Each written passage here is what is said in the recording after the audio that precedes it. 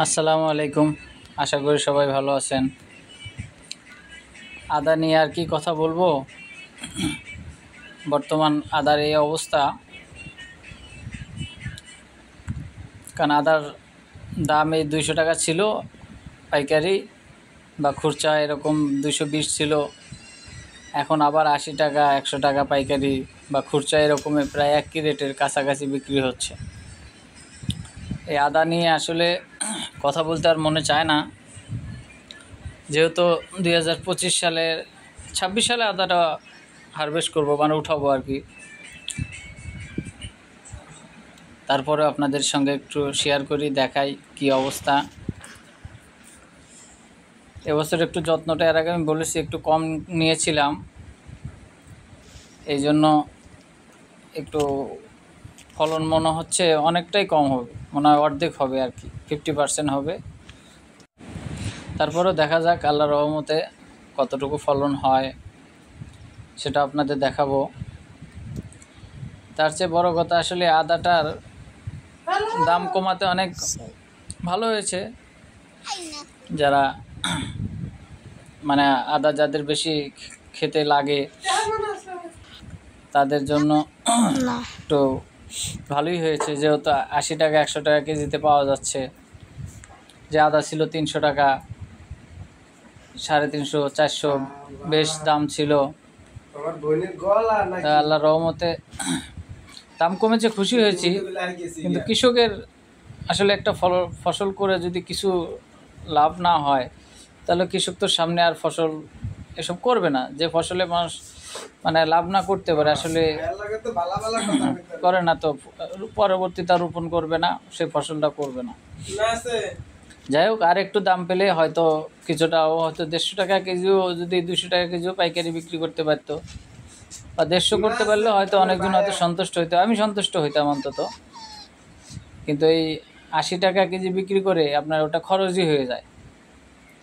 তারপরে আবার কিছু বস্তাপতি মানে হয় না, মার যায় যেটাকে বলে। সবগুলো তো আর একরকম হয় না, প্রত্যেক বস্তা তো আর 1 কেজি 1.5 কেজি, কোনোটা হাফ কেজি, কোনোটা 300 গ্রাম এরকম হয়। কিন্তু এভারেজ তো 1 কেজিও হয় না অনেক সময়। যাই হোক, আল্লাহর রহমতের সামনে কি হয় সেটা আপনাদের সঙ্গে শেয়ার করব, দেখাবো, দেখা যাক। তো বর্তমানে এই অবস্থা।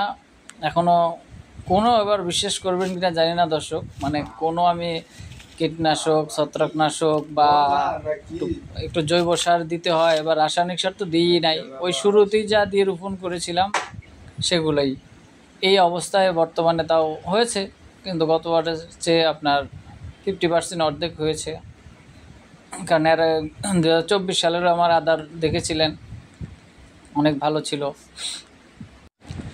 এই বছরেরটা আসলে কতটুকু ফলন আসবে বস্তাপতি সেটা আপনাদের সঙ্গে শেয়ার করব, দেখাবো ইনশাআল্লাহ।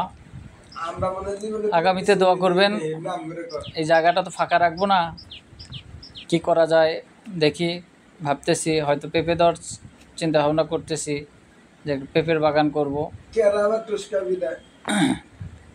দেখেন বর্তমানে এই অবস্থা, অনেক জায়গায় ভালো হয়েছে গতবারের মতো। কিছু কিছু জায়গায় আমার মনে হয় রৌদ্রর তাপ পরিপূর্ণ ছিল, যেখানে আবহাওয়া যেখানে ভালো ছিল সেই জায়গায় ভালো হয়েছে। এই বছরও একই, কিন্তু তুলনামূলক কম। গত বছরের চেয়ে এই বছরে একটু যত্ন নিয়েই নেই কোনো কিছু। দেখেন ঘাস হয়ে আছে, আগাছা হয়ে আছে, মানে আসলে যত্ন নিব কি, যে টাকা খরচ করেছি সেই টাকাই তো মানে উঠবে না।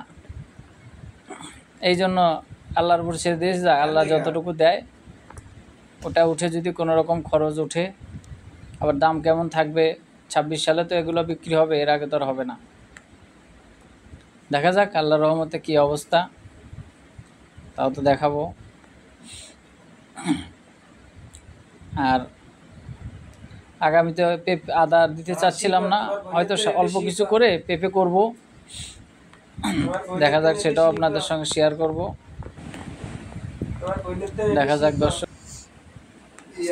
এই অবস্থা দর্শক, ভালো থাকবেন, আল্লাহ হাফেজ।